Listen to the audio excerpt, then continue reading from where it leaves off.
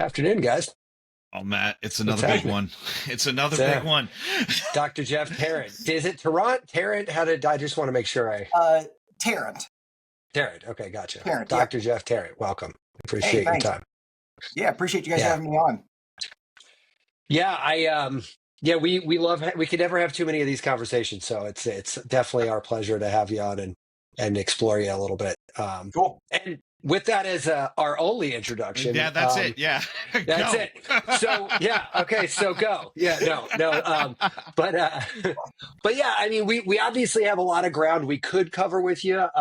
We're open to all of it, so I just let's ease into this. Just you're into a lot of heady stuff, and that's not generally like where people start off in life. How'd you end up doing this? You got a lot of letters after your name. Yeah, What you got Matt's a lot of saying. letters, man. Yeah. I've got a few. I don't need most of them, but so I mean, where to start? I mean, my degree is actually in counseling psychology, and so that's kind of what I thought I was going to do. Right? Was actually what I thought I was going to do was work with troubled youth. Had nothing to do with my own experience. Right? Wink, wink. Sure. That's what I figured I was going to do. But then very quickly, as soon as I got out of school, discovered neurofeedback. And, so this is like way back in, the early 90s and, or mid 90s, late 90s. I don't know. That makes me feel a little bit better because people talking about their early days in the 90s makes me feel really fucking old. I'm just going to throw it out there. I'm like, I remember the 90s. What are you talking about? That couldn't have been that long I get ago. upset when adults come in and they were born after 2000. Yeah. Like that one messes me up. Yeah. That messes me up too. But at that point, neurofeedback was pretty much unheard of, especially at the time I was living in the middle of Missouri. So I kind of stumbled upon neurofeedback and immediately was like, what is this? Like, what, you can train your brain? Like, how have I never heard of this? And so, very quickly went and got some training, bought some equipment. And so, my career very quickly got out of counseling and got into measuring people's brains and using that as a technique to, then work with them for sort of, helping them get some sort of wellness, so shifting patterns that might be associated with ADHD or anxiety or depression or whatever. But I was also interested in things like meditation and Qigong and things of this nature. And so, it didn't take long before you start going like, well, wait a minute, I can probably use this stuff to see what's going on in the brain during these other interesting states of consciousness, as well as maybe trying to use the equipment to influence states of consciousness. Right. And so, so I've been doing that for quite a while. And, and honestly, the field of neurofeedback really historically got started with meditation. So, there's actually, I don't know if you can find it anymore. There's a video of John Lennon on some talk show in the 1960s. And, he's sitting on the floor on a carpet and they stuck an electrode on his head and they've got it rigged to a synthesizer. And, when he makes more alpha brain waves, the synthesizer makes more. Oh my God. Wow. That's we got to wild. get that to another guest. We actually had a guest on who uses the Muse meditation headband to actually do symphonies and stuff with multiple meditators. Yeah, it's wild. That's cool. I might know that person, but You probably do. Yeah, Jason Snell. Jason yeah, Snell. Yeah. I was going to say Jason, but then I was like, maybe I shouldn't call him out. But No. We actually went up a couple to of times. We went up to New York and saw his students show, and there was a bunch of kids in his program using the Muse, and he gave that whole Bluetooth SDK away to all of his kids so that they didn't have to go through the gut-wrenching process of connecting the Muse to anything else. But like once they had the tool, some of the stuff they were doing was pretty cool. Yeah, that's awesome. Yeah, I need to reach back out to him. I didn't know he had advanced it that far. It's definitely. Yeah, he's got. It's cool. I think he's back from Germany. He actually went across to Germany to teach a semester class over there, but I think he's back. Yeah, that's awesome. Yeah. I remember talking to him when he was first kind of getting this stuff, he was still trying to figure out what he wanted to do. And then he's just kind of run with it. So that's amazing. Yeah. That's No, cool. it's super Great cool to guy watch too. it. Yeah, great guy. Yeah. Yeah, we're gonna have him back when he does his next project. I'd love to talk to him again. He's got. I mean, we barely touched the surface with that guy of what you could do with it. Yeah. That's awesome. And so, kind of relatedly, right? Like, there's a lot of things you can do with EEG signaling. And so for me, it was much more about like, how can we use this with meditation?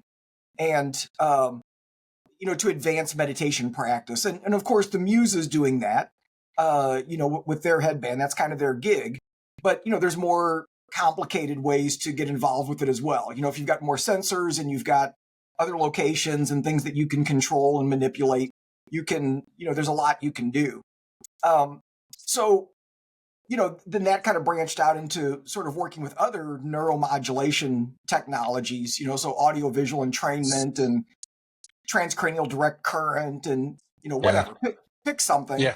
And, and so, and then really I didn't get into the sort of psychic medium energy healing weird world until, maybe about 13 years ago.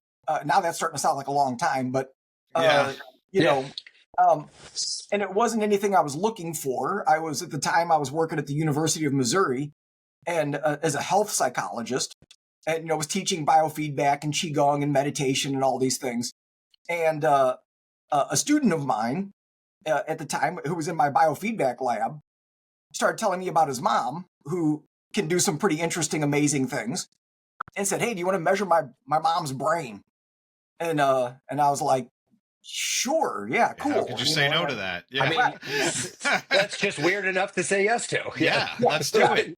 And I mean, and her story is pretty wild too, because I mean, she basically, after a holotropic breathwork experience, she started spontaneously speaking these South American tribal languages. Oh, that's weird. Yeah, that's super I mean, weird. who hasn't? Yeah. It's like, big deal. That doesn't happen to you. I did that yesterday. Yeah. Well, and actually, it took like 4 years for her to figure out that it was actually languages. She didn't even know what it was, because she didn't know what she was saying.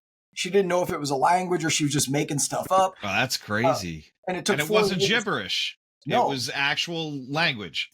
Yeah, she found an anthropologist that recognized that this was, a South American tribal thing, and started translating her tapes, and then figured out there was 4 different dialects that she was speaking. That is bonkers.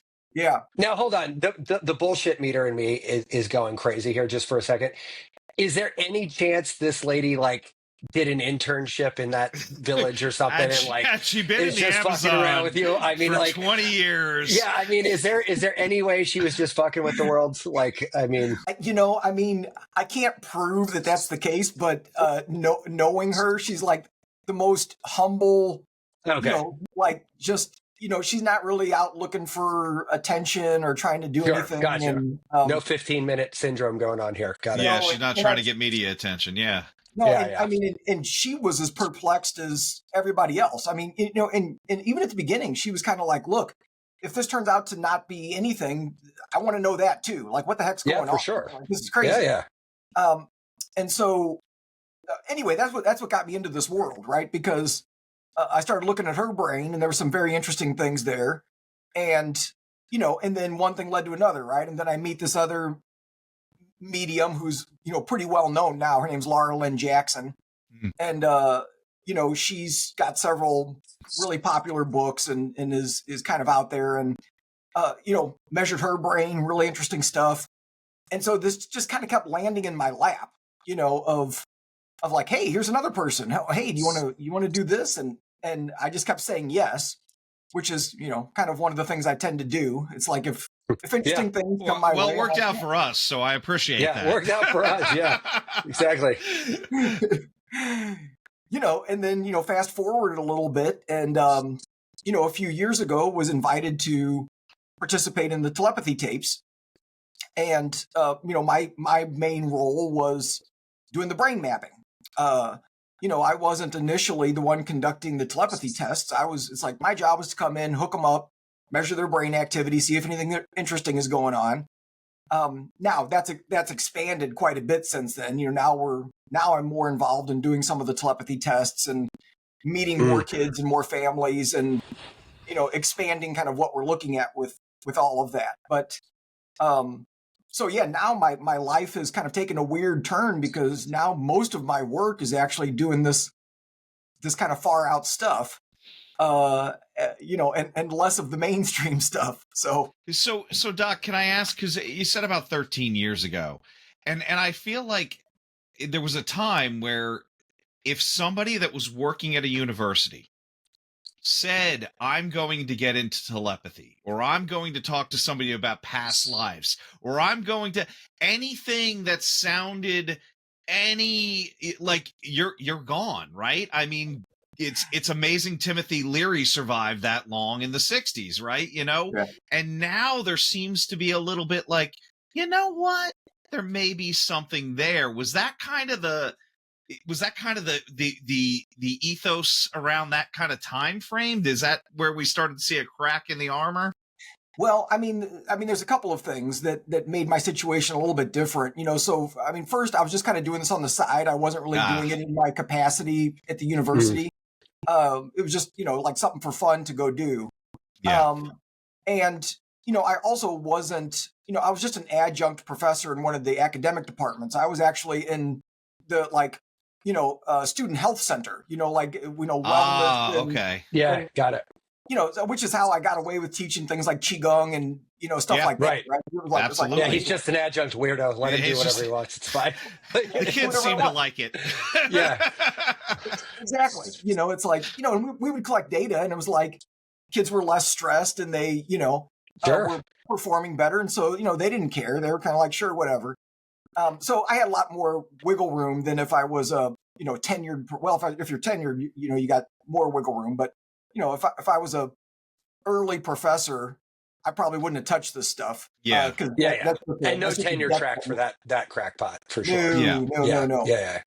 But to your point, it does seem like certain universities are becoming a little bit more open to some of these things. And, University of Virginia's got a whole department that does this kind of stuff. Arizona's got a department that does this stuff. So there are a few universities that it's a little more acceptable.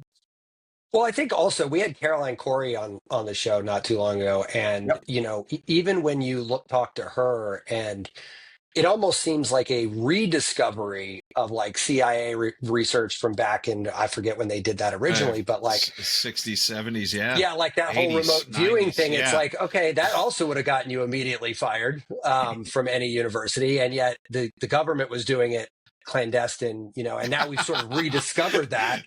Right. And it's almost, I don't want to say it's cool, but it's almost like edgy enough now where it's like, all right, well, we could be considered cutting edge if we talk about remote viewing now. Yeah. Whereas 10 years ago, you're a fucking lunatic if you. I watched Men Who Stare at Goats last week, and I was like, what? There's enough truth in this where it's kind of funny, like that alone is like, no, the government did do this. Yeah. Oh God! But it is neat to it's neat to see this expansion, because like even stuff with Superhuman, and like it's I'm not aware of any direct link between those two things, but they just seem to be like in a sphere of like discovery that's like, hey, we had the 60s and 70s to do a bunch of acid and talk about this one way, and now we've got gadgets and measuring tapes to measure this stuff. Let's actually put like some real scientific rigor behind it and see what the hell's going on. And I'm enough of a hippie to have a podcast about this stuff, but enough of a scientist to want to have a podcast about this stuff. It's such a weird thing. And I mean, my immediate question is like, whether or not it's true, I don't care. How do I do it? Right. I mean, like, how come I can't do it is kind of more of it. Like, God damn it, I've been meditating for years and years and years. I've done the Qigong. I buy the damn devices. I like, what is different in people's brains that can do this? And is this something like Carolyn Corey basically said, no, you just learn how to do it? And Thank it's you. like, well, it's not a bike, you know. It's Yeah. like, I do think, Right. like, yeah, most people can probably figure out how to ride a bike given enough time, but this is kind of a very This feels different. intangible in some ways, you Right. know. Yeah. Yeah. And, you know, I mean, to kind of use that analogy, because, you know, I do think it is something that can be learned by most people, but thinking of it as a skill, you know, like whatever, playing a sport or playing a musical instrument or something, you know, some people are naturally gifted, right? You know, you give them an instrument when they're 4 years old, and you Right. know, 2 weeks later they're playing, you know, Stairway to Heaven, and you're like, dude, like, okay, you know, how'd that happen, right? And there's others of us that, you know, have to practice every day for 2 years, and we still can't, you know, play three Right. chords. You've got the intro down. Yeah, Exactly, the right? first three notes. Yeah. So, you know, I feel like in some ways it's kind of an appropriate analogy, right? That there's like a range of abilities that are just natural for some people. Some people it's just very easy; they can just do it, and then others of us have to really struggle and figure it out.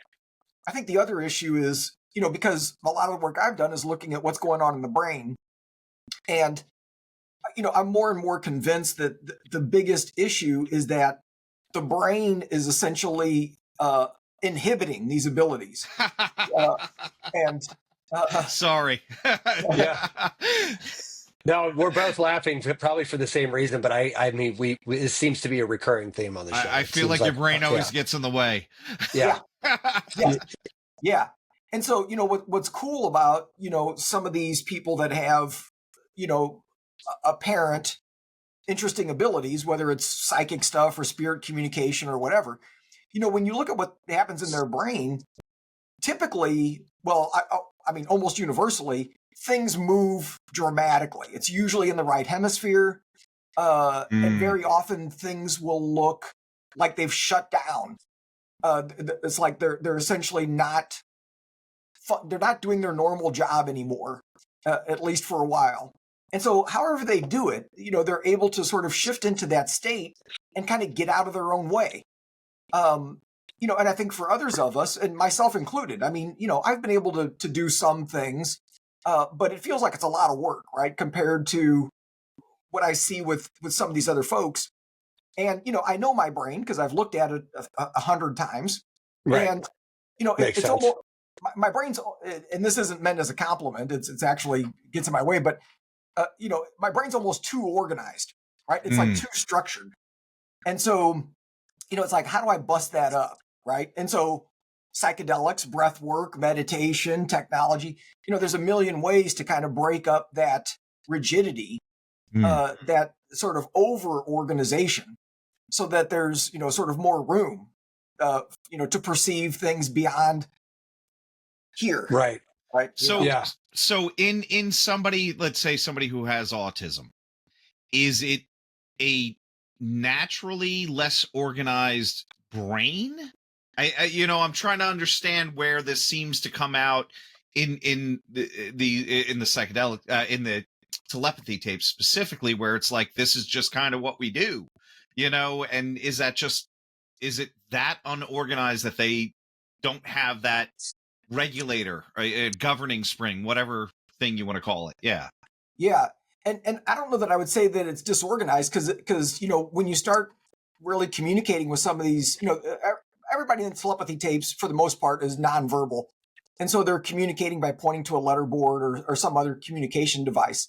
Mm-hmm. And it's amazing, you know, when you start talking to them, like the wisdom that they come up with, it's like, holy crap, like where did you get that, like what? So there's clearly some organization, right? But I think there's two big issues that probably make a big difference.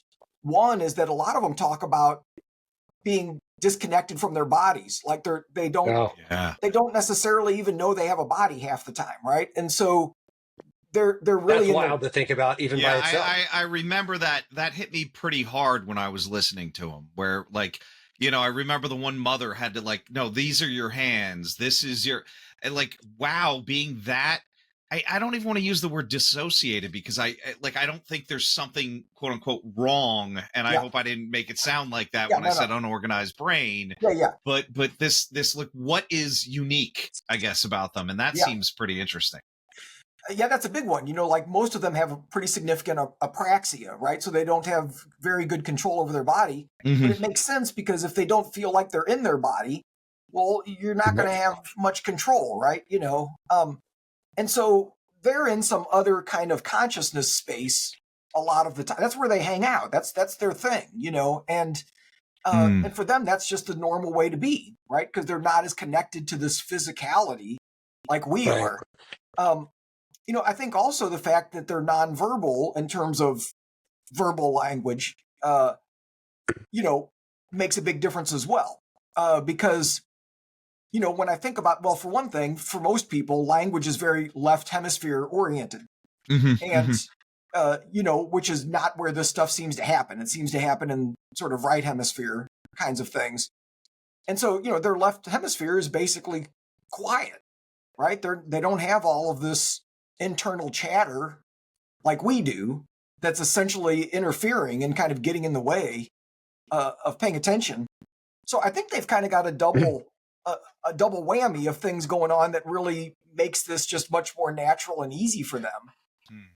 We have a guy we're trying to bring on the show at some point, but he was nonverbal autistic till 7, I think he was. And he and I were talking about something called the Sapir-Whorf hypothesis, I think it's called, where it's basically like the structure of whatever language affects how you perceive basically everything. And it's just a fascinating thing. And as you're talking, I'm like thinking about that. I'm like, imagine if you are nonverbal and you have this sense of out of body, like you're tethered to language as we know it and understand it is completely not the same. It couldn't be. Like you don't even have the same words. And that it really feels almost limiting, right? Like if I go to another place and I don't speak the language, I'm at a loss. Or if I don't know the word for something, how am I going to convey that idea or concept, Yeah, for sure. Yeah. And I think most of them, I don't want to speak for them, of course, but based on what I've heard from at least some of the non-speakers, I think they would say that, sort of being tethered into the physical body is very limiting. And it's not as much fun, right? So it's kind of like, we're going like, hey, come here. And and they want to be able to do that. But at the same time, it's like, well, this is way more interesting, right? Why the hell do you want me to come over there? Well, and honestly, when we talk about it, when we hear about it, it seems like I want to go there. That seems so much better. This eating and pooping and everything, I've done it. Not much to it. Yeah. That's wild. Sure. So do you have to come up with like different ways? Or are you just empirical? Like you're just like, I'm putting the yardstick in play and we're going to measure what we measure? Or do you have to kind of invent new ways to measure this stuff as you got more knowledge? Or how did Yeah, we're getting ready to go collect a bunch of data, and it's been interesting because we've been doing some practices with kids on Zoom, and it's interesting because they're teaching us, right? Like we try something and then they'll communicate to us and go like, yeah, that's not going to work. That's not how this works. And here's why, and it's like, okay, all right. And so we scratch our head and we come up with another idea, and then we go like, well, what about this? And they're like, it'd be better if you did it like this, and it's like, okay. I wonder, could you just ask them to design the experiment? Yeah. Like, I mean, okay, Doc, let me tell you how this Yeah. Right. I mean, if it wasn't so difficult for them to communicate, then that would probably be the way to go, right? But it takes a lot of work for most of them to be able to communicate. Again, because they got to be connected to their body. They got to make their body do what they want, and then focus in on this physical world. Yeah. And, it's a lot of coordination. And so it takes a lot of work. So, it makes it difficult for everything, including testing, right? Because some of the kids, we can only test them for, 15, 20 minutes, and then they're tapped out. Yeah, they're tired. They're done, and then it's like, okay, and so then take a break and work with somebody else, and then come back or something. But or if they're having just a difficult day and their body is really dysregulated, forget it. We may not be able to get anything done, right? So it just makes testing, it's a whole different way of thinking about it, right? And it's interesting because I totally get the skeptical viewpoint. I understand, when people look at this and they're kind of like, well, couldn't it be queuing, or couldn't it be this, or couldn't it be that? And I get it. But, they're really wanting us to apply kind of the way that we think about testing with neurotypical individuals, right, to this population. And it's really not fair, right? It's like, well, it's not the same thing, right? Like we can't just go like, well, here's the way we test things, now apply it to this population. It's like, right. It doesn't really work. Well, that actually noodles around a question that I have, and I'm trying to figure out a nice way of phrasing it, because every time I say it in my head, it sounds like a complete asshole thing to say. But when you look at a group of any group that's unique and sort of an outlier, like these, neurodivergent type folks, right? There's almost like a sideshow quality to them from the outside observer looking in, right? Oh my God, like, why can't I do this thing, right? So I guess my question is like, what, from a research function, like, what are we hoping to get out of this, and how do we apply the acquired knowledge That's a great from that? question. Like, what's the end game here? Because other than that, it kind of feels like we're just examining the sideshow. You know what I'm saying? Like, and again, that's a shitty way of phrasing this, but I don't know. I know. I think the curiosity is, I think, what Matt is getting at there. Well, this is something very different from me. Right. Yet it's intriguing. Yet if I could do it, that would be kind of awesome. Yeah. Right. Yeah. So how, like, yeah.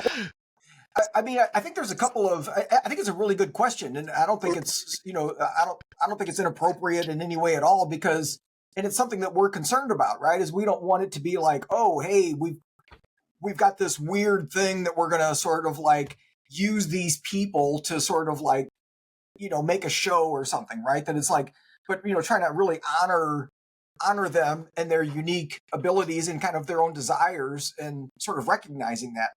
And so right. I think the end game is a couple of things. One is, demonstrating, and this actually doesn't even go to the telepathy, but demonstrating in a very clear way that these individuals have their own unique thoughts and can communicate their own thoughts, that it's not something that's being led by somebody else, and I think that's really important, because, a lot of these kids, they've gone through school, and it's like they're just being taught their colors and numbers for 10 years.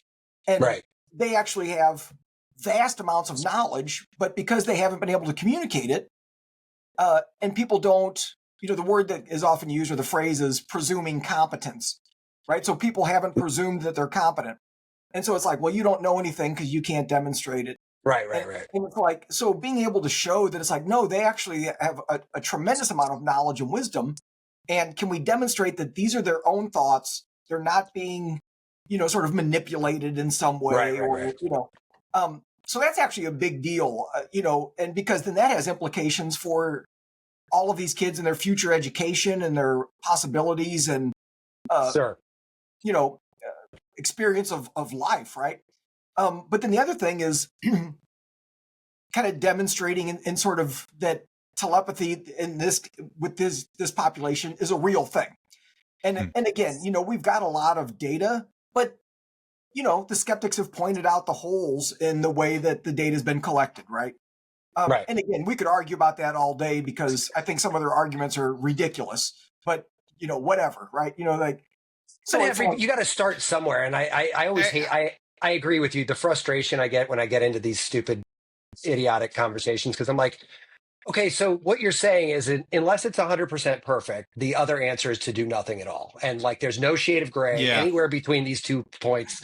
Like, come on, that doesn't make any sense at all. I also feel that, like, even, if they're valid concerns, right? And this is why, if you want to get published in a journal, it gets peer reviewed, right? Hey, here's some legitimate concerns here. But then you go back and you redesign, you try again. Right.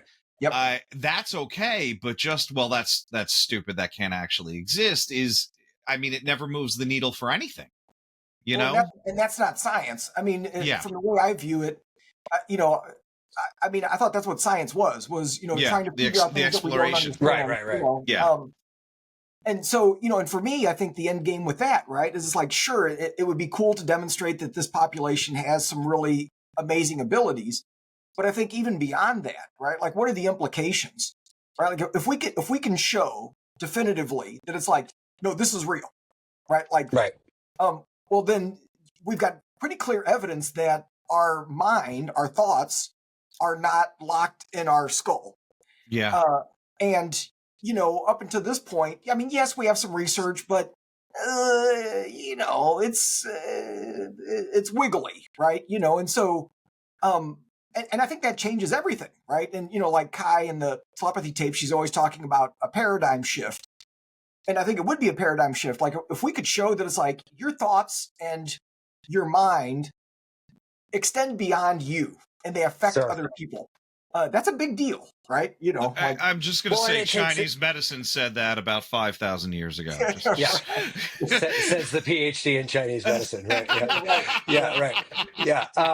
No, but like, what I like about it, and this is what I was saying about the duality of my interest in this show, is that the science side of me is going, oh, well, this moves the conversation from mystics and sages over to like tactical, like actionable stuff, right? And I mean, for better or for worse, I could sit, cross-legged in a room and chant and om all day, and I'm trust me, I love all those things. But I also like to curl up to a good peer review study and be like, oh, let's find out what actually happened, right? Like, I mean, that's also nice, right? I mean, and I dig it. That's what I love about guys like you doing this kind of work. It's like, oh, you can do both. Like, and that's both parts of the brain right there, isn't it? Sure. Yeah. And it's funny about that. So, my other world, with the neuromeditation stuff that I do, it's a brain-based scientific approach to talking about meditation. And, so of course, people from a traditional background in meditation maybe aren't going to like that, right? Because it's very, in fact, my early Zen teacher, even with before the stick. But even beyond that, anytime I would ask questions that got sort of heady, he would shut it down, right? It's like, he'd do one of those Zen things, right? Like, why do you want to put a head on top of a head? That's a great expression. Yeah. And so I get it, from certain traditions that they're not interested in that, right? It's like, just do it, just experience it, but what I've also found is that there's an awful lot of people, at least in the Western world, that if they don't have some evidence or understand how it works, they're not even going to touch it. And so it's like, being able to go like, look, here's the science, here's how this works. Let me explain it to you. And then it's almost like the left brain can relax and go, okay, all right, okay, I get it. And then they're in, and then they'll try it. So I feel like it is important, right, for some of these things to have the science to go along with it. And it's more of an integrated way of understanding some of this.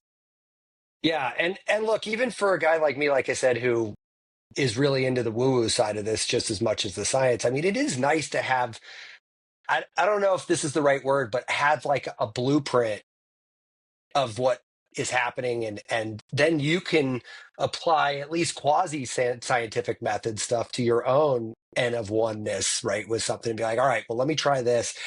Let me find out what happened, ask, observe, report kind of thing. And like, that's helpful to me anyway. I don't know if that's universally true. That sounds very much like, mentioning that paradigm shift. Right. How am I going to get those people that are so stuck in that space to listen? I have to say it in a different way, and that may be in a very scientifically rooted way. So they hear words that sound comforting to them, so then they can dip the toe, Right. Well, I mean, I told this story a couple times, but my daughter, when she was really young, I put a Muse headband on her, and I'm like, how do you explain? And I'm talking to the guy who definitely knows the answer to this question, by the way. So, but I was like, how do you explain to a 7-year-old how to meditate? Right? Like, I mean, I didn't have that vocabulary. You probably have a whole different tool set than I did, but I was like, I don't know how to do that, but I do know that this little gadget that I strap on her head will tell me, without her involvement at all, if those brain waves are aligning. So the only vocabulary I had was breathe in slowly through your nose and out through your mouth and pay attention to nothing but your breath. Those were the only words. By the way, every Dharma, Zen, you name it, End of the day. everybody says the same thing. So I was like, all right, well, let's try this out. Sure as shit, a couple, like 30, 40 seconds later, I hear a bird and I was like, right there, that. She was like, what? I'm like, what you just did. And then like a second later, she could do it almost on command. And I'm like, Yeah. And she's a teenager now. And still, she put the muse on a couple months ago. I was like, God damn it. She can get birds in like 10 seconds. It's crazy because she has this, she had a blueprint to get to that spot that helped her actually form that neural pathway, form the muscle memory, whatever you want to call it. But she can do it now. Yeah. And I think that's a valuable thing. Like, forget about the meditation, just having an ability to do that. Yeah. Yeah. Yeah. I mean, I think you're getting to a really important point here, which is, one of the things I keep going back to, whether it's for mental health or whether it's for psychic abilities or whatever, I think one of the keys is flexibility, cognitive flexibility and being able to shift your cognitive state wherever you want it to be in any given moment, right? So if I need to be focused and alert, I can be focused and alert. If I want to quiet down my internal state and listen, I can do that, right? But it's like I've got the ability to sort of move and recognize those things. And I feel like that's what things like using EEG technology is really good at. It's really good at helping you figure out how to navigate that internal space, because that's what you're doing, right? It's like, okay, using the muse example, I'm not getting birds. Well, how do I get birds? Well, you got to maneuver your internal state. Right. You have to physically go there. I love that we're using physical terms for a non-physical thing, yet that's the only way I can think of describing it. I have to make my brain feel a certain way for me to get those. Well, it's not a physical sensation. Well, it kind of is, but it's not, Well, you remember the first time you ever burped on purpose, like, swallowing air? Yeah. It's another one of those things. You can't describe that to somebody. I know, but you can't describe that to somebody, right? Like, you can't be like, all right, swallow air. They're like, what the fuck are you talking about? What do you mean swallow air? Like, what are you saying, crazy person? Yeah, no, like you can't, like, but once you figure it out, you can't unforget it, right? Like you can't forget it. Like, it's just locked in. You're like, now, I guess, Doc, is it overly reductive to say somebody could get to that spot with the stuff like Caroline was talking about and like remote viewing, telepathy, all these kind of things? Is that kind of like in the zip code of this? Like, can you teach yourself this? Like, is this a skill? I don't know what else to call it. Yeah. No, I think you definitely can teach yourself. And, and I was kind of like talking about, my own, rigid brain, right? That, doesn't necessarily always want to go there. And, because I'm interested in these things, I'll typically pick something I'm interested in the moment, whatever it is. Maybe it's PK or maybe it's whatever, like psychic card prediction kind of stuff or whatever. And, if I work at it long enough, I can start getting pretty good and pretty reliable results. And what typically happens then is I get to a certain point where I've convinced myself I can do it. And then I'm kind of like, okay, all right. Then you put it down. Moving on. And so get the T-shirt that says "I can guess your card" and move on. Yeah, right. And so the thing I'm getting ready to start trying to figure out if I can learn is the seeing through a blindfold thing. I'm sure you guys have seen that. Well, I mean, that one kid that was like color coding the popsicle sticks was really kind of like super impressive. Yeah, Mia, and she, and so it's interesting because I don't know exactly how she was doing that. Was she seeing through her mother's eyes, or because some of the kids talk about that they that's in fact some of the kids we've been practicing with, they're sitting there with their communication partner, right? So somebody who can help them regulate and help them kind of stay focused on what they're doing and whatever. And it's interesting because some of the kids, they won't be looking at the letterboard at all. They're looking over here and they're spelling. And, and I'll hear the communication partner say, don't use my eyes, get your eyes on the screen. That's wild. That is crazy. So, Wow. in this case, does the communication partner, and I love the fact that you're talking about it as a learned trait because, God, what's his name? Oh my God, I'm blanking on his name. He wrote 7 Experiments That Could Change the World. He was talking about phantom limb. Sheldrake? Sheldrake, thank you, Rupert Sheldrake. And he had, like, he was doing these experiments where he had one person missing a leg sitting up against a wall and another guy on the other side of the wall. And then he go, tell me when you feel like you got kicked. And it turned out that not only could the amputee figure out how to move his phantom leg, but the person that was feeling the kick could learn to perceive the kick more. Wow. And it's like that stuff is bonkers, but like the ability to like hijack, well, I guess not hijack, but use somebody else's sensory organs. That's, whoa, that's so crazy, man. Yeah. And I'm assuming you've seen this more than once, Doc. Like this is not like a. Oh yeah, yeah. No, and at this point, I mean, because now I've probably seen, I don't know, over a dozen kids, do stuff, and so there's certain themes that you see kind of repeatedly, and that's one of them, right? Where it's kind of like, and it's funny because the people that work with them on a daily basis, this is just, they're so used to this. Right, to them, it's kind of like it's normal to them, yeah. Right, right, it's like, right. And they're trying to get them to stop doing that, right? Because it's like a bad habit, right? Like they see it as a bad habit. It's like use your own eyes. Do it on your own, yeah. Which is so bananas to think that they're like something so extraordinary. They're like, it stop has become doing that. so like, commonplace. Yeah. But does the communication partner have to almost get entangled with this human, or is this like? I mean, it's normally like a family member or somebody that spends a lot, like a caretaker. Like this feels like quantum entanglement to me. Yeah, it definitely feels like quantum entanglement. Yeah, you know what I mean? Yeah, and they talk about that too, and that may be one of the reasons why so many of them seem like they can really only demonstrate these abilities consistently with their primary caregiver or a teacher that they're really close to or something like that. Now, I have seen kids where it doesn't seem to matter. They can do it with anybody.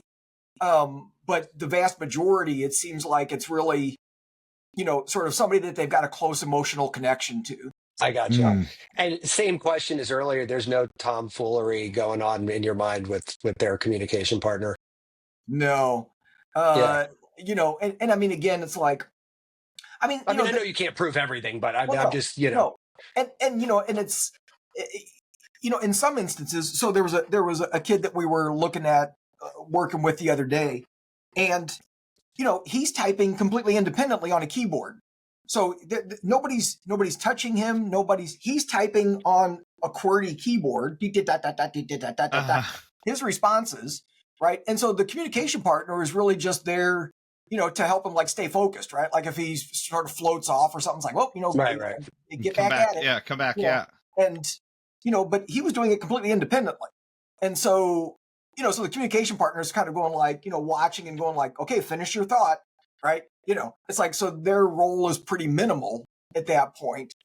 And, how could they be influencing that, right? Yeah, like right. They're not touching them, they're not even holding the board, right? They're typing independently. That's crazy. Yeah, and what's cool is like, we talked about it a little bit today, but like, I mean, I think people just don't have that cognitive flexibility comes from knowing the possible, really, in my view, right? Like, I mean, I can't be neuroplastic if I'm not. I'm wondering, is it, Matt, is it knowing the possible or not thinking that something's impossible? I mean, certainly, I would imagine a little bit of both. But I mean, yeah. If you asked my grandparents, right, who are not with us anymore, but let's just say he was here, I knew my grandparents obviously very well. If you had this conversation with my grandfather, without question or hesitation, he would probably punch you in the face. He'd be like, "You're an idiot. Like, stop fucking." Yeah, not because he was not a smart guy. He was very smart, but he just was like, "This is utter bullshit. Like, there wouldn't even be not possible at all." Like, yeah. And he would probably say something along the lines of, "That's just a dumb retard. That's what we do with dumb retards." Like that. I mean, that's like almost probably word for word what him and all of his buddies would have probably said. Because at that time, that's exactly how like framed it. And now we have this neuro expansive environment where we get to have conversations like this, which just candidly didn't exist as early as like a decade ago. No. You know, I mean, yes, in niche little circles, but again, those are mystics and sages on a lot of LSD. That's not like real scientists talking about real shit, you know, like at least not in anything that resembled a mainstream environment, right? Let's Yeah, let's yeah. let's put a finer point on that, I guess. And you got into we, like I said, we've got a very big Venn diagram of topics we could talk about here, but you got into neuro meditation. Like, I got to imagine that there's a direct link between what we've been talking about here with stuff like that. Is there? Am I crazy? I mean, what's Yeah, I mean, so one of the things that we had done was when I first started developing the neuromeditation, it was directly connected to using, EEG technology, right, with okay? meditation. And so, at this point, we've established kind of 6 different meditation protocols, depending on what kind of state you're wanting to get into. And, so there's different, electrode locations, different brainwave patterns, different states that you're trying to, want to shift into. So those are kind of our standard things that we work with people, depending on what they want to do. What are the 6? So, I mean, we've picked names that, made them sort of user friendly, right? But so like, That's fine. focus, right? So focus meditation, mindfulness, which is a tricky one, right? Because we're using the term mindfulness to mean virtually everything, but it ends up being kind of a state of equanimity when people engage with this protocol. Where you're present, but you're not really engaging in anything. I gotcha. That's a good way There's of phrasing it, actually. yeah. There's a It's a great definition. there's a quiet mind protocol, which is pretty obvious, right? Just trying to empty that stuff out, get it as quiet as possible. There's an open heart protocol, so stuff like compassion, loving kindness, gratitude, stuff like that. And then there is a deep states protocol, which is kind of getting into more weird land, a little more like a hypnagogic state. And so I might have said 6, but there's actually 5. There's 6. There's a variation on the focus. Hey, Doc, you mentioned the electrodes. Are these sensory or are these actually stimulating? No, these are just recording. They're just recording. Okay. They're just picking up brainwave activity, right? And then, feeding the information back to you. The feedback we use is usually we use like meditation music or something. And so the volume of the music will let you know if you're in the zone or not. So the volume will increase a little bit when you're in the zone. And when you start getting distracted or whatever, the volume drops. So that's kind of your cue, like, whoops, okay. I'm out of it. Yeah. Where to go, right? And then you find it again, and then here comes the volume again. So we've been doing that for quite a while. But then more recently, what I've been doing is going like, well, gosh, like I've identified a few different brain patterns, brain regions that seem to be important for different psi abilities. So why not do that, right? Why not target? So for instance, there's a spot back here in the right parietal lobe that, we sometimes call the God spot. And, scientists don't like that. But, no, that's shocking. Is that the area that Persinger really focused on with the God helmet and Todd Murphy and that whole? Well, I mean, Persinger was doing more temporal lobe stimulation. Okay, all right, so it wasn't parietal. Okay. Yeah, but and so he was calling it the God helmet because people would have these transcendent experiences, right? And the God spot kind of got its name for a similar reason. It actually got identified from a researcher, actually a colleague of mine back at the University of Missouri, who was studying people with traumatic brain injuries. And so he found a group of people that had injuries to this area. And what he found was that after the injury, they became much more empathic and reported having many more spiritual and transcendent experiences. Which is why what I'm hearing is I'm going to have Matt hit me in the head with a bat. Yeah, I was just going to. Is the injury down regulating that spot or somehow up regulating that spot? It's down regulating it. And so what's interesting is that part of the brain, part of what it's doing is it's creating boundaries, right? So it's creating sort of an ego boundary. So, you think of yourself, oh, I'm Jeff and I live in this meat suit and this is me, right? And so when you disrupt that activity, then all of a sudden, things like connecting to somebody outside of yourself or some energy outside of yourself becomes much easier because you don't have this rigid boundary. Oh, interesting. And so it's interesting because that area shows up a lot with mediums when they're doing mediumship work, channeler. We've seen it in some of the kids with telepathy. This part starts acting funky, right? So it's like, well, we could target that with neurofeedback, right? So you don't have to hit yourself in the head with a baseball bat. Right? Yeah, like, we could just do it an easier way. I think the baseball bat sounds quicker. And you don't know how thick my skull is. So that's interesting. I mean, so if I'm reading you right, you could sort of target ways to sort of up or down regulate that area and see what happens, right? Am I reading you right? You got it. That's fascinating too. The brain's such a cool spot. I mean, there's so many fun things going on in there. It's really neat to hear stuff like that. So what else, I guess? So when that sort of with the mediums, is it, when you said acting funky, is it just sort of like over firing or just turning off? Flooded? It's generally turning off, but they can turn it off. But they can turn it off different ways. So the person that I was talking about at the very beginning that was speaking these South American tribal languages, that was the first. She was the first person that I worked with, and that was the first time I saw this. Right, and then when I saw it, I was like, "Oh wow!" I was like, "What's going on here?" But for her, it almost looked like seizure activity. Like when you look at the raw EEG back here, it was bonkers. And oh wow! And honestly, I thought there was something wrong with my equipment. Maybe I had a bad connection because I'm like, there's no way this is real. But I tested her 4 or 5 different times with different caps and triple checked everything, and it kept showing up. When she would be channeling, for lack of a better, appropriate term. And then I started seeing it in other people, right? I started, measuring with other people. But with other people, sometimes it will have that seizure-like look, but sometimes it's just like a huge increase of like delta and theta, like really slow brain waves. Right. So it's essentially just like shutting down. Or you can see the opposite, where you'll see like a decrease of fast brain waves. So they're both shutting it down. They're just doing it different ways, right? Are they associated with different abilities, I guess is the word I'm using there? Yeah. Or is it all within the same kind of realm? It seems to show up more commonly with like spirit communication. We'll just use that term more broadly. Okay. Spirit communication. But then, like I said, I have seen it kind of with some of the telepathy stuff.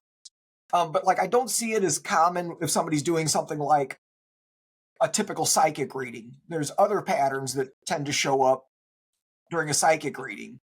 Do you have a book on this? Have you written a book on this yet? Because I want to know all about this. And we're gonna end up wrapping up, and I'm gonna be upset. I did write a book. Thanks for the setup. That's like that's funny. I will be going on Amazon right after this. Yeah, the book's called Becoming Psychic: Lessons from the Minds of Mediums, Healers, and Psychics. That's awesome. That's awesome. So could you also can you also use this as a bullshit meter to be like, okay, you're not psychic because I can see it in your brain. Yeah. You're not. Yeah. Like, I mean, I love that too, as like a look, this guy's a charlatan, Yeah. Right. Yeah. That's a really interesting question.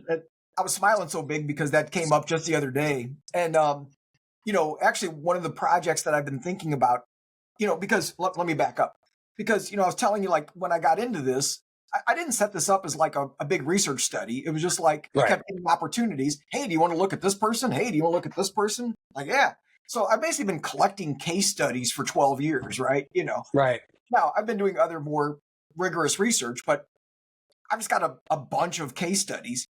And so it was like, you know what, if I could figure out a way to get some funding and like make a database, like go through all of these records and keep collecting more data.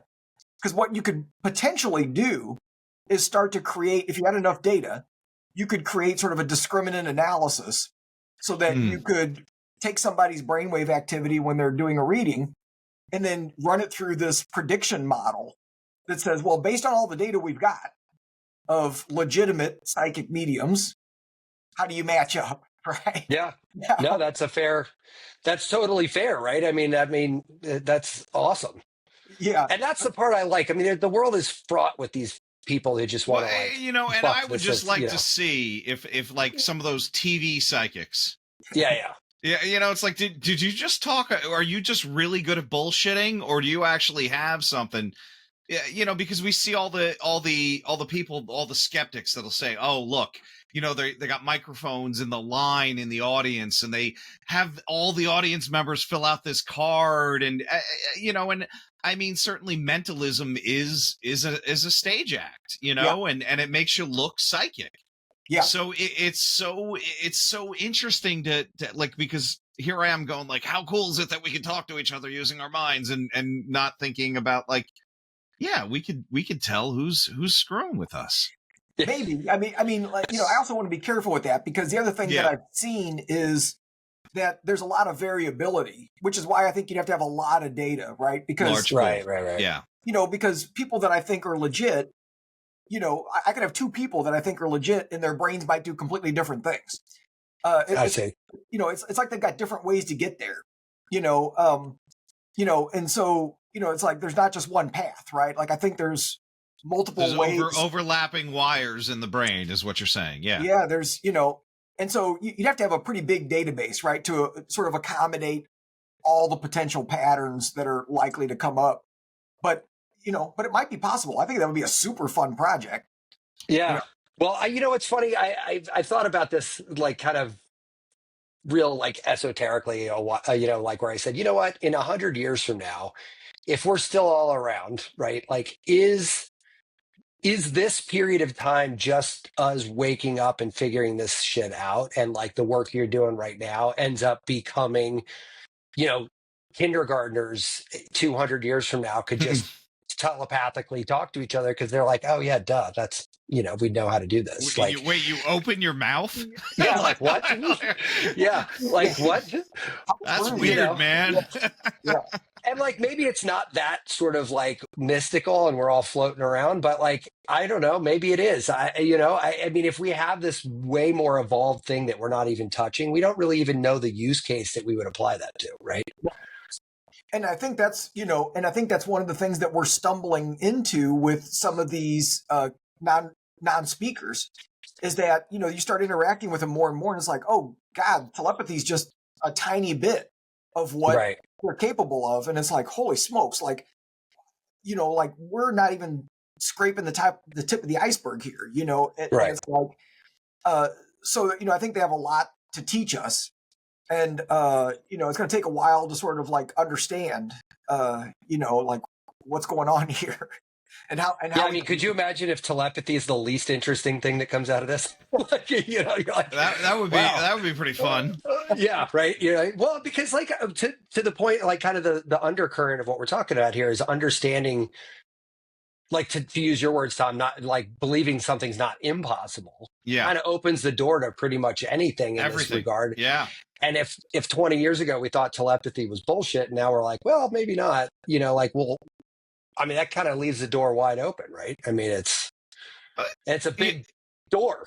It's such a funny thing because, like, remember Unbreakable with Bruce Willis? Right. Like, it was this kind of idea, like, and it's such a cool concept. Like, look, these were, like, comic books were mythology, basically, but there's some rooted truth. And, like, God, how many TV shows, how many books, how many, everything where we talk about these abilities, and then we're like, that's all just made up.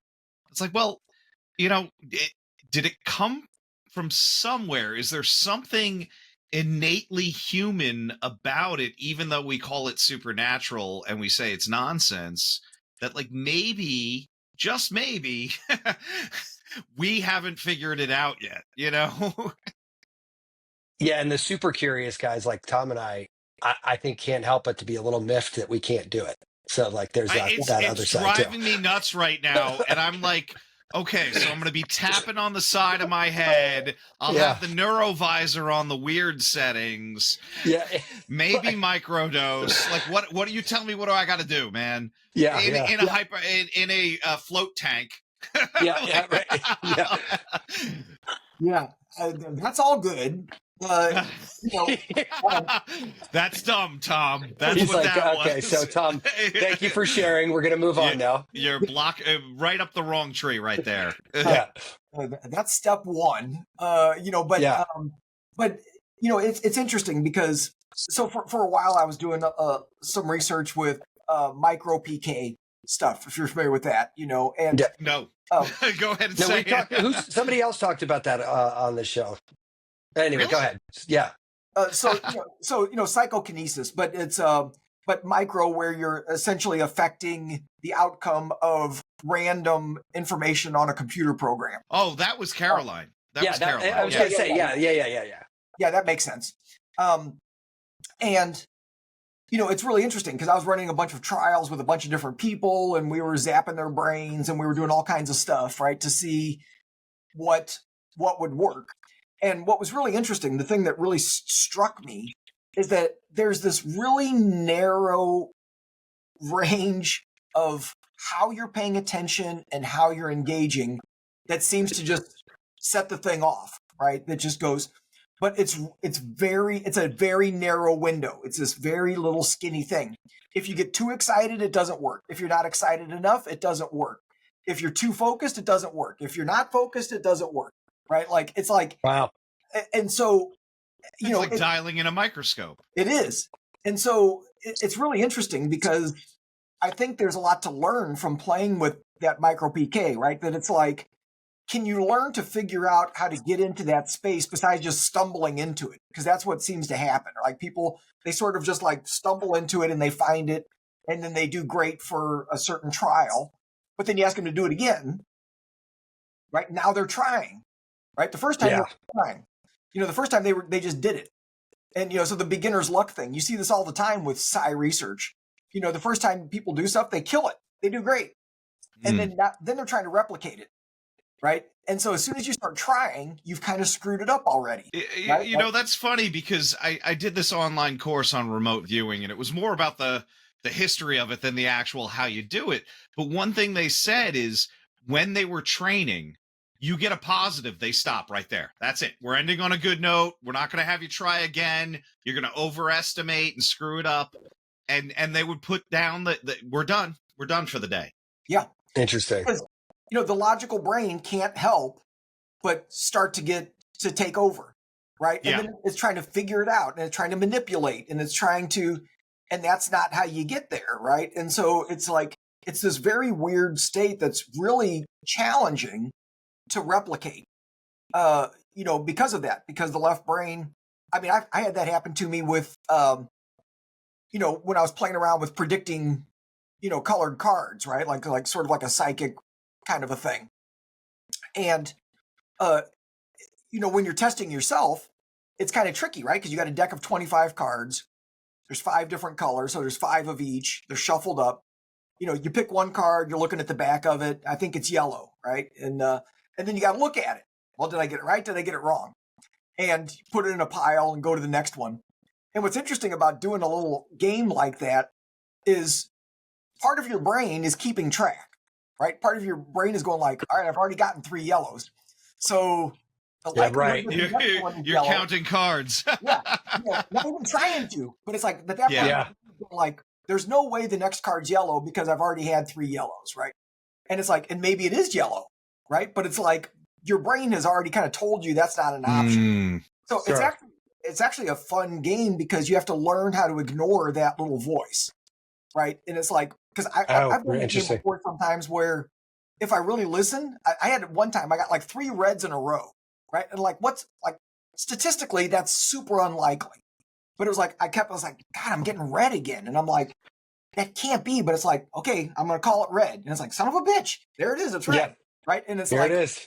And so, you know, it's like, so fun games like that, I think, are useful because it's teaching you what to pay attention to and what not to pay attention to. Right. Like, what's your left brain and what's your right brain, and how to know the difference. That is fascinating because like that reminds me of that story with my daughter and the muse. It's like if you have a directional cue like that can help, then you're infinitely better to do it again. But I could totally see I would be that guy. I'm like, there's no fucking way. It's orange. Well, yeah, Matt, it's orange isn't almost even that one of the colors. the logical brain, the left-sided hemisphere is Yeah. trying to butt in. Yeah, no, Yeah. 100%. Yeah. That's why. Yeah. So when you do this test not by yourself, is it more normal to not know if you got it right until the end? Yeah, you can do it both ways, but I kind of actually prefer it that way, and I prefer it also where, the because they got these on computer programs, right? So that every selection is randomized again, so it's not like a deck of 25 where you're going to run out of a certain color, right? So it's like it'd be like having a deck of 25 and shuffling them every time you pick one. Yeah. And so because then your brain can kind of like let go a little bit more and go like literally it could be any of the 5 colors, like every time, like there's no, and so Yeah, you could get 7 yellows in a row. It doesn't matter. you could. Yeah. So Yeah. it's easier for the brain, I think, to let go a little bit in that scenario, right? Because it's like, oh, it literally could be anything. Interesting. Yeah. So I guess with the meditation side, like, have you found that knowing all this body of information has made your meditation different in any way? It has made my meditation different. It's interesting because my early training was in Zen. I was kind of mentioning that, and I've done several other kinds of practices, and I'm pretty good at quieting my mind down. That was never super difficult for me, and so It's the organization in you. Right. It's just like inhibit. It's like inhibit. Yeah. It is I got this murder one. for me. It is murder for me. Yeah. But what's interesting is that despite that, it's not like I'm getting a bunch of information. And again, like, so what this is teaching me, right, is this like, essentially what I'm doing is I'm squashing my internal thought process, but I'm not necessarily extending my attention outside of myself. I'm still just staying in this little, so it's quiet in here, but I'm not opening to information out here. So it's like I have to shift my attention in a different way, almost as if I'm looking outside of myself. When I'm meditating, if I'm wanting to try to pick up other information or communicate with some other kind of energy or something like that. And, and because I've been meditating for quite a while, it's actually kind of hard. It's like I've trained myself to not do that. Right. And so now I have to like untrain myself. Wow. That's cool though. I mean, I'm this is a cool topic. I wish I'm going to have to dive in a little bit on this because I honestly don't know a lot about it, but I can see me going down this rabbit hole pretty Matt easily. and I are going to write about 100 questions and then ask you to come back on because We'll all need you 6 hours. was break my brain open. Yeah. To a world of possibilities and an understanding that I kind of had some thoughts around, and some of them feel more reinforced, and some of them feel like, okay, back to the drawing board. Yeah, I'm happy to come on whenever you guys want. So I appreciate that. So what do you got going on now? Is it are you working on anything that we can kind of like tell where do people we about? send people? Yeah, to? where do we send people? Like, what are you into these days? Yeah, there's a bunch of research projects I'm involved in, but that's not going to be helpful for anybody kind of checking things out. My website, I've got 2 websites. One of them is psychicmindscience.com. And, that's where people are going to find more information about, this kind of most of what we've been talking about. And, we have some online classes and, some things like that using technology, getting past limiting beliefs, things like that. My history as a psychologist, I can't get rid of it, right? It's like it's still influencing you can't. my work. And then the other website is neuromeditationinstitute.com. And so that's obviously going to be more the meditation, brain-based kind of stuff. So, yeah, so people can find my stuff there. Awesome. You know what I'm laughing about your psychology comment just now is like I have 2 art degrees that I don't use at all. I don't think I've ever used them professionally. But it is one of those things that, like, had I not had that experience, almost nothing I do now would be possible. Like that that like needed to be the genesis block for everything else, and I didn't know it at the time, but like Yeah. I spent a lot of time and money acquiring skills that ultimately were not directly applicable. Matt, but that reminds me of the Zen Cohen. If I didn't know you then, how would I yeah, know you now? how would I know you now? Yeah. Yeah. But it is funny. I laugh that I'm not. I feel strangely comforted that like there's a bunch of other people on the planet that are like, yeah, I have this thing. I don't know what I do with it, but Oh it's my super God, you helpful. have a free mini course. You have a free neuro meditation mini course that I literally just registered for. Yeah, that is sort of the hidden drawback of this show is like the amount of money I spend and time I spend on new ideas and stuff now has gone up exponentially. I'm going to go upstairs and be yell talking at my wife about everything we just talked about. She's going to be like, I don't even know. You've been in the basement all day. Yeah. Like, cool. Well, Doc, thank you so much for your time, man. I really appreciate it. Yeah, it was very cool talking. This was so great. So great. It's a wild man. topic that you're studying over there. And I just, it's so encouraging that people like you exist and this stuff is coming out because it's just infinitely fascinating. So I'm just so fucking lucky we decided to do this, man, because every one of these conversations just yeah, and the podcast in general, because like Matt kind of drags me along kicking and screaming sometimes, but it's always like we get it done and I'm like, oh my God, how could I not have that conversation? Yeah, totally. Yeah, well, that's great. I love what you guys are doing, man. And, thanks for your work and thanks for having me on.